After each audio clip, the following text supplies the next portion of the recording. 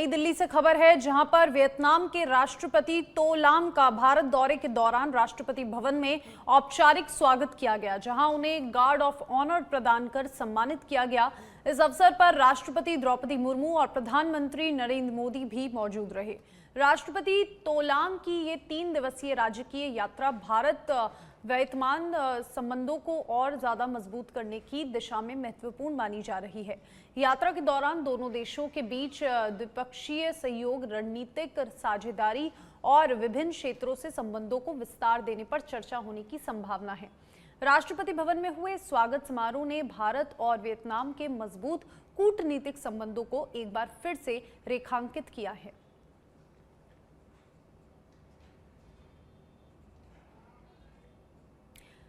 तमिलनाडु से बड़ी खबर है, जहां पर एआईएडीएमके में बड़ी टूट की आशंका। 30 से ज्यादा विधायकों के अलग रुख की करने की चर्चा चल रही है। टीवीके को समर्थन देने की मांग कर रहे हैं विधायक। राज्य की सियासत में बड़ी हलचल, पार्टी समीकरणों पर बड़ी नजरें और आधिकारिक पुष्टि का इंतजार जारी है। लेकिन फिलहाल ये खबर है कि 30 से ज्यादा विधायकों के अलग रुख करने की चर्चा सुर्खियों में है और टीवीके को समर्थन देने की मांग लगातार विधायक कर रहे हैं। और तमिलनाडु से इस वक्त की बड़ी खबर, तमिलनाडु की राजनीति से जुड़ी ये बड़ी जानकारी। राज्य की सियासत में बड़ी हलचल तेज, पार्टी समीकरणों पर सबकी निगाहें, क्योंकि 30 से ज्यादा विधायक फिलहाल अपनी विचारधारा बदल सकते हैं। आधिकारिक पुष्टि का सबको इंतजार है। और अभी फिलहाल तमिलनाडु से ये खबर, जहां पर टीवीके को समर्थन देने की मांग लगातार विधायक उठा रहे हैं और एआईएडीएमके में बड़ी टूट की आशंका फिलहाल जताई जा रही है, जहां पर देखिए सियासत में बड़ा उलटफेर भी हो सकता है। 30 से ज्यादा विधायकों के अलग रुख करने की चर्चा फिलहाल सुर्खियों में है।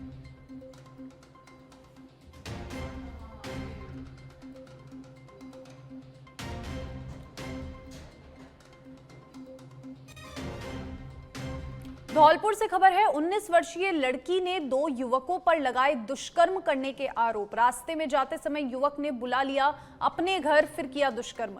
परिजनों ने सैपऊ थाने पर कराया मामला दर्ज। 2 युवकों के खिलाफ कराया मामला दर्ज।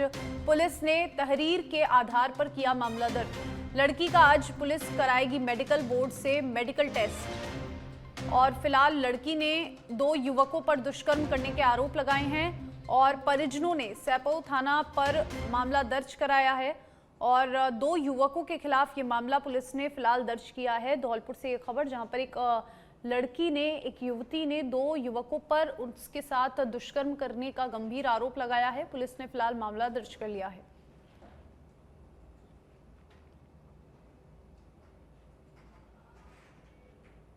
कोटपुतली बहरोड जिले के बासूर क्षेत्र के रामपुर कस्बे में बघेरे के आतंक ने ग्रामीणों की चिंता बढ़ा दी है। मंगलवार देर रात जांगीड़ मोहल्ले में एक बाड़े में घुसकर बघेरे ने पालतू गौवंश के बछड़े का शिकार कर लिया, जिसके बाद पूरे क्षेत्र में दहशत का माहौल है। ग्रामीणों का कहना है कि पिछले करीब 1 महीने से बघेरा आबादी क्षेत्र में लगातार देखा जा रहा है। कुछ दिन पहले उसका सीसीटीवी फुटेज भी सामने आया था। वन विभाग ने उसे पकड़ने के लिए पिंजरा लगाया, लेकिन अब तक सफलता नहीं मिली। घटना के बाद ग्रामीणों ने वन विभाग से जल्द कार्रवाई कर बघेरे को पकड़कर सुरक्षित जंगल में छोड़ने की मांग की है।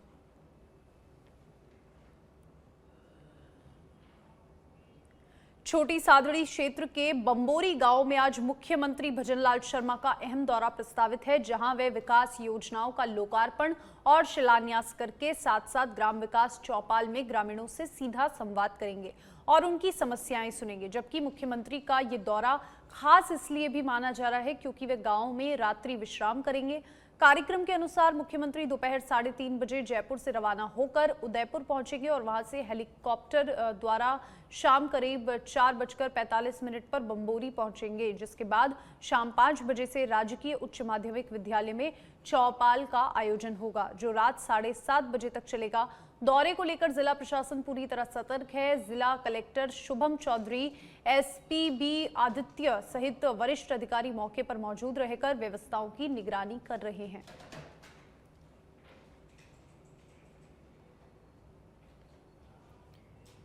बीकानेर जिला कलेक्ट्रेट कार्यालय को बम से उड़ाने की धमकी भरा ईमेल मिलने से हड़कंप मच गया। सूचना मिलते ही पुलिस और सुरक्षा एजेंसियां तुरंत अलर्ट हो गई। कलेक्ट्रेट परिसर को खाली करवाकर पूरे क्षेत्र की घेराबंदी कर दी गई है, जिसके बाद एएसपी चक्रवर्ती सिंह राठौड़ और थाना अधिकारी सुरेंद्र पचार मौके पर पहुंचकर सर्च ऑपरेशन की निगरानी कर रहे हैं। वहीं पर डीएम निशांत जैन और एसपी मृदुल कच्छावा भी कार्यालय पहुंच गए हैं। पूरे परिसर में बम निरोधक दस्ते द्वारा सघन तलाशी अभियान चलाया जा रहा है, जबकि पुलिस इस मामले की हर एंगल से जांच कर रही है। खास बात यह है कि इससे पहले भी कोर्ट, डाकघर और पासपोर्ट कार्यालय को इसी तरह की धमकियां मिल चुकी है, जिससे सुरक्षा एजेंसियां सतर्क है और ईमेल की तकनीकी जांच भी की जा रही है। और बीकानेर से ये खबर, जहां पर देखिए कलेक्ट्रेट को बम से उड़ाने की धमकी, उसके बाद प्रशासन, पुलिस प्रशासन सभी लोग सतर्क मोड पर आ गए हैं और परिसर तुरंत खाली करवाया गया। लगातार पुलिस चप्पे चप्पे की चेकिंग कर रही है। और ज्यादा जानकारी के लिए इस खबर पर हमारे सुरेंद्र संवाददाता फोन लाइन पर जुड़ चुके हैं। सुरेंद्र, फिलहाल क्या कुछ वहां पर स्थिति है, किस तरीके से प्रशासन पूरे परिसर की चेकिंग कर रहा है और सुरक्षा एजेंसियां फिलहाल आगे की कार्रवाई क्या कर रही है?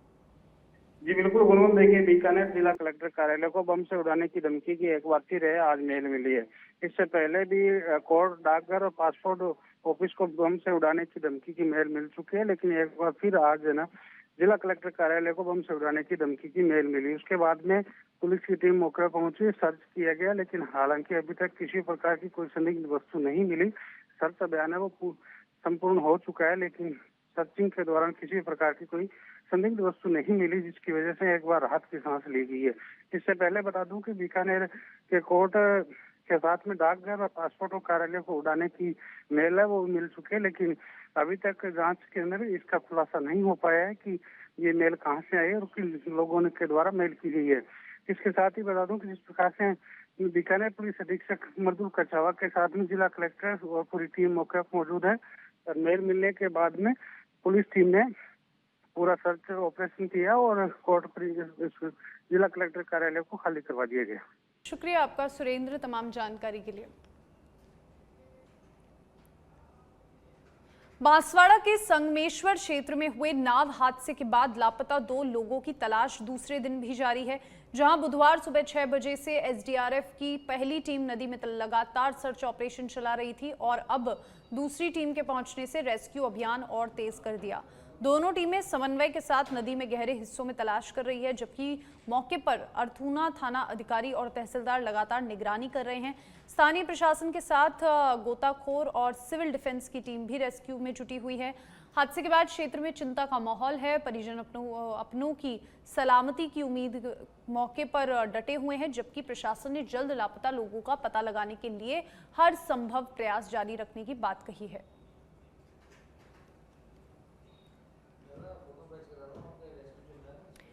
बांसवाड़ा से ये खबर, जहां पर देखिए लगातार दूसरे दिन भी एसडीआरएफ की टीमें तलाश कर रही है। 2 लोगों के लापता होने के बाद लगातार सर्च ऑपरेशन जारी है और एसडीआरएफ की 2 टीमें लगातार नदी के गहरे इलाकों में दोनों की तलाश कर रही है। गहरे पानी में रेस्क्यू ऑपरेशन एसडीआरएफ टीम का जारी है और मौके पर एसएचओ और तहसीलदार भी मौके पर मौजूद है और लगातार इस मामले पर प्रशासन नजर बनाए हुए है और दोनों की तलाश की जा रही है। और इसी खबर पर हमारे साथ संवाददाता जुड़ चुके हैं किशन सेन ज्यादा जानकारी के लिए। किशन, फिलहाल क्या कुछ अपडेट है मौके से? बांसवाड़ा में जो 2 लोग लापता हुए थे, अभी तक फिलहाल क्या उनकी खबर आई है और आगे फिलहाल क्या प्रशासन की कार्रवाई रहने वाली है? देखिए ये गुनगुन, ये जो पूरा मामला है वो अर्थूना थाना क्षेत्र का मामला है। सोमेश्वर वहां पर महादेव मंदिर है। महादेव का मंदिर के अंदर में दर्शन करने के लिए नाव के अंदर में टोटल 11 लोग सवार होकर आए थे, लेकिन इस दौरान दर्शन करने के बाद के अंदर में वापस जब जा रहे थे श्रद्धालु, तो उसी दौरान है वो गुनगुन नाव पलट गई थी। नाव के अंदर में टोटल 11 लोग सवार थे, जिसके अंदर में 9 लोगों का रेस्क्यू कर लिया गया है, लेकिन 2 लोगों का रेस्क्यू बीते 2 दिनों से जारी है। फिलहाल वहां पर एसडीआरएफ की टीम है, स्थानीय पुलिस वहां पर है, लेकिन स्थानीय गोताखोरों की मदद से लगातार रेस्क्यू किया जा रहा है। लेकिन जिन 2 लोगों को पानी के अंदर में लापता हुए हैं, फिलहाल उनकी तलाश जारी है। लेकिन फिलहाल ये कहा जा सकता है कि बीते 24 घंटे के बावजूद भी एसडीआरएफ टीम को, स्थानीय गोताखोरों को किसी भी प्रकार की कोई भी अभी तक है वो डूबे हुए 2 लोगों के खिलाफ सुराग नहीं मिला है। जी गुनगुन, शुक्रिया आपका किशन तमाम जानकारी के लिए।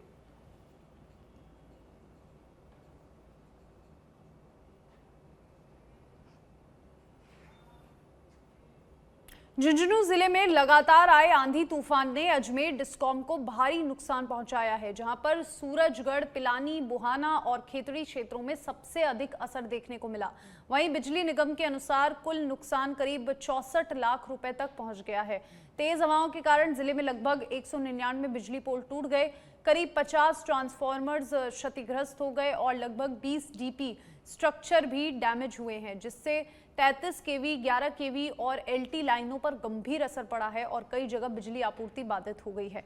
हालांकि विभागीय टीमों ने त्वरित कार्रवाई करते हुए अधिकांश क्षेत्रों में बिजली सप्लाई बहाल कर दी है। वहीं पर एसआई महेश टिब्बाड़ ने बताया कि अलग अलग दिनों में हुए नुकसान के आंकड़े लगातार सामने आ रहे हैं। विभाग मरम्मत कार्य में जुटा हुआ है। जिले में अपने सूरजगढ़ क्षेत्र, पिलानी क्षेत्र और बुआना और खेतड़ी टाउन उस साइड में ज़्यादा नुकसान हुआ है हमारे। इसमें 1 तारीख को लगभग 50,000 रुपये का नुकसान हुआ है पोल वोल टूटने से, और 2 तारीख को लगभग 23 लाख, मतलब लगभग 24 लाख रुपये करीब का नुकसान हुआ है। और कल जो आंधी आई थी उससे लगभग 40 लाख रुपये करीब का नुकसान हुआ है। इससे क्या है कि 33 केवी की लाइनें हैं, 11 केवी की लाइनें हैं, एलटी लाइनें हैं, ट्रांसफार्मर्स हैं, ऐसे मतलब कई जगह पे मतलब पोल टूटे हैं, ट्रांसफार्मर गिरे हैं, डीपी स्ट्रक्चर भी टूटे हैं, 33 की लाइनें भी कई जगह पोल टूटे हैं, कहीं इंसुलेटेड टूट गए, कहीं वायर टूट गया, कहीं स्टे टूट गई। तो ये कोई बड़ा मतलब सप्लाई में डिस्टर्बेंस। सिरोही से खबर है, शिवगंज में गाय के बछड़े का कटा सिर मिलने का मामला। 8 दिन तक सोती रही पुलिस पर जब सर्च बेधड़क ने उठाए तीखे सवाल, तो शिवगंज थाना पुलिस का बड़ा जाब्ता निकला थाने के बाहर। जवाई नदी सहित आसपास के इलाके में कर रही है सघन तलाशी। बछड़े का धड़ ढूंढने हेतु चलाया जा रहा है सर्च अभियान। 9 दिन बाद जागने की बजाय पहले ही जाग जाती शिवगंज पुलिस, लेकिन जब सर्च बेधड़क ने इस खबर को उजागर किया तो पुलिस अब सर्च ऑपरेशन चला रही है और बछड़े का पूरा जो शरीर है वो ढूंढने के लिए सर्च ऑपरेशन चलाया जा रहा है। गाय के बछड़े का कटा सिर मिलने से इलाके में सनसनी फैली थी और उसके बाद फिर सर्च बेधड़क ने इस खबर को मजबूती से उठाया।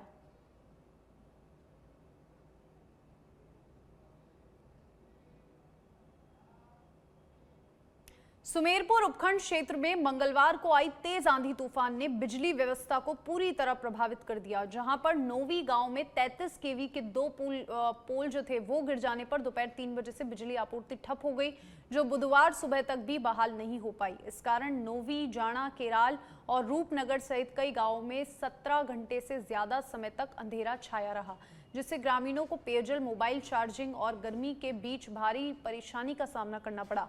विद्युत विभाग के अनुसार मरम्मत कार्य जारी है। दोपहर तक बिजली बहाल होने की संभावना जताई गई है, जबकि ग्रामीणों ने हर आंधी बारिश में होने वाली इस स्थिति को लेकर विभाग और ठेकेदार पर लापरवाही के आरोप लगाए हैं।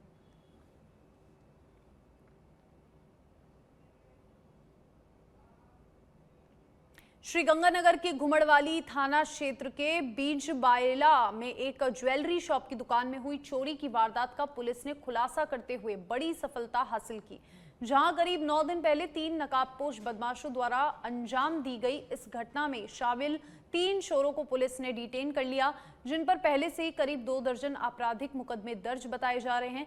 सभी आरोपी शेखावटी क्षेत्र के शातिर अपराधी हैं। सीसीटीवी कैमरों में पूरी वारदात कैद होने के बाद पुलिस ने तकनीकी और मुखबिर तंत्र की मदद से आरोपियों तक पहुंच बनाई। साथ ही चोरी में प्रयुक्त बोलेरो गाड़ी भी बरामद कर ली गई।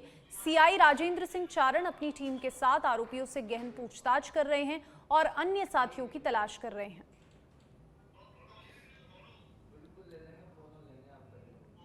डीडवाना के लाडून उपखंड की ग्राम पंचायत रींगड़ में ग्राम रथ अभियान के तहत आयोजित संध्या चौपाल में जिला कलेक्टर अवधेश मीणा ने ग्रामीणों की समस्याएं सुनकर संबंधित विभागीय अधिकारियों को त्वरित निस्तारण के निर्देश दिए, जहां पर ग्रामीणों ने नहरी पेयजल आपूर्ति, रास्तों की मरम्मत, विद्युत ट्रांसफार्मर सुधार, अतिक्रमण हटाने, फसल खराबी का मुआवजा, पानी भराव जैसी विभिन्न समस्याएं रखी, जिन पर जिला कलेक्टर ने मौके पर ही कार्रवाई करते हुए अधिकारियों को समयबद्ध समाधान सुनिश्चित करने के निर्देश दिए। साथ ही अतिक्रमण और राजस्व मामलों में तहसीलदार को मौका मुआयना कर कार्रवाई करने तथा पेयजल समस्याओं पर जलदाय विभाग को आपूर्ति सुचारू रखने के निर्देश दिए।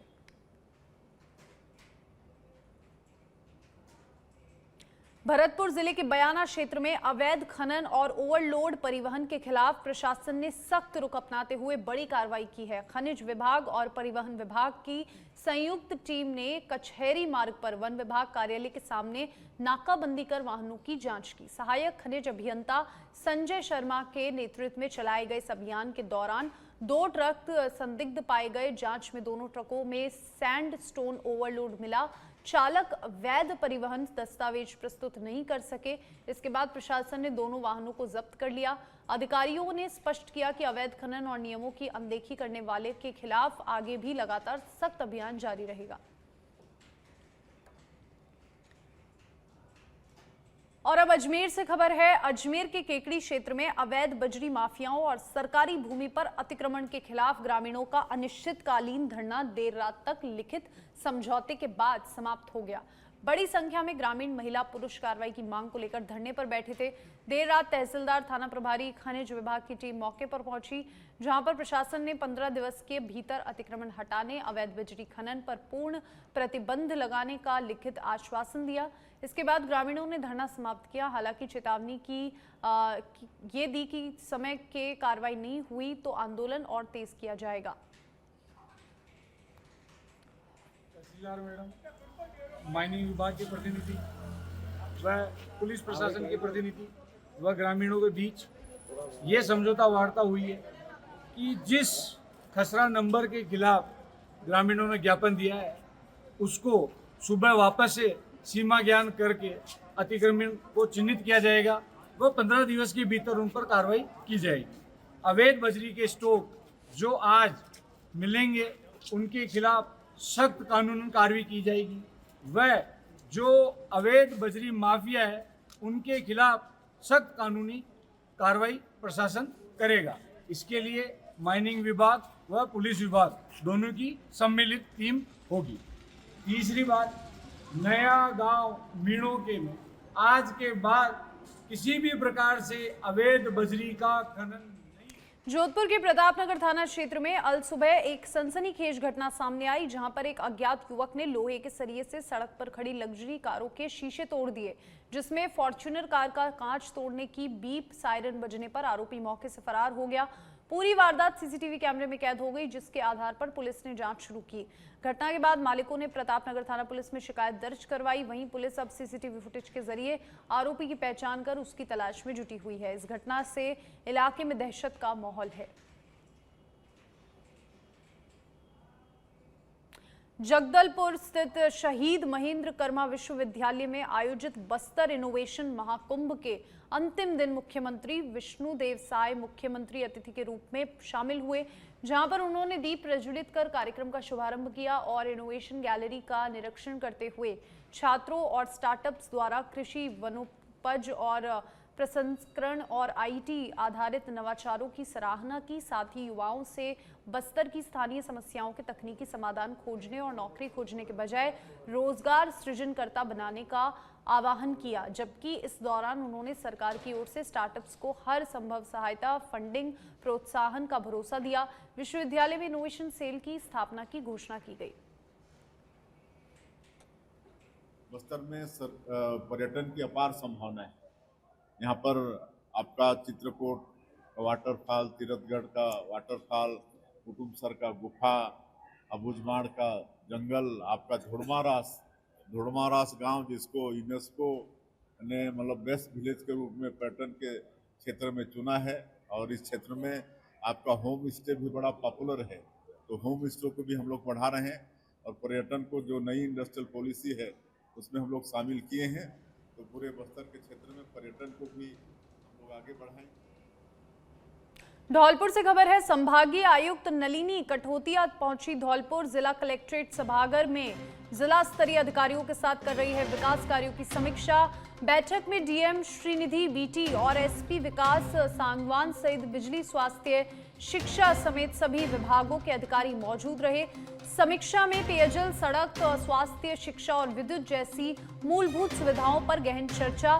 संबंधित विभागों को समयबद्ध और प्रभावी समाधान सुनिश्चित करने के निर्देश।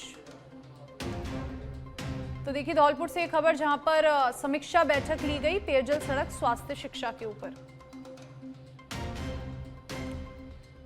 और संबंधित विभागों को समयबद्ध तरीके से पूरा करने के निर्देश दिए हैं। धौलपुर से ये खबर जहां पर देखिए भरतपुर संभागीय आयुक्त नलिनी कठोतिया पहुंची धौलपुर और धौलपुर पहुंचकर उन्होंने जिला कलेक्ट्रेट सभागार में जिला स्तरीय अधिकारियों के साथ बैठक की और ज्यादा जानकारी के लिए धीरेन्द्र गोस्वामी हमारे संवाददाता फोन लाइन पर हमारे साथ जुड़ चुके हैं। धीरेन्द्र, किस तरीके से यहाँ पर समीक्षा बैठक ली गई, कौन कौन से मुद्दों पर बैठक में चर्चा हुई और अधिकारियों को क्या निर्देश दिए गए? रोड पर की गई है, बिजली लाइट पर की गई है, रोडों और इन कार्यों विकास कार्यों पर चर्चा चल रही है अभी तो। लेकिन धौलपुर जिले में अधिकतर रोडों के कोई विकास कार्य नहीं पाए जा रहे हैं। क्यों? कागजों में रोड बन जाती है, स्तर पर कोई नहीं है। जो विधानसभा रैयाखेड़ा में रोड है, जहाँ करीबन धौलपुर जिले से 10 किलोमीटर की दूरी पर है, यहाँ पर करीब 3-3 फुट के गड्ढे पड़े हुए हैं। यहाँ कोई लोग देखते ही नहीं है। राष्ट्रीय राजमार्ग में 3 फुट के गड्ढे हैं, तो कैसे टोल लोगों से वसूला जा रहा है, कैसे लोगों को दुर्व्यवहार किया जा रहा है। और यहाँ धौलपुर जिले में 4 विधानसभा है, चारों विधानसभा में ओके रोड है। बाड़ी को आप जाकर के देखें तो 3 रोड बनी हुई है, सारी आरसीसी की रोड बनी हुई है। पूरे विधायक गिरिराज सिंह मलिंगा ने विकास कार्य कराए थे वहाँ पर और वसुंधरा जी का ये गृह जिला भी है। धौलपुर जिले में अच्छी रोड है यहाँ पर, लेकिन राजाखेड़ा विधानसभा में रोड। शुक्रिया आपका वीरेंद्र तमाम जानकारी के लिए।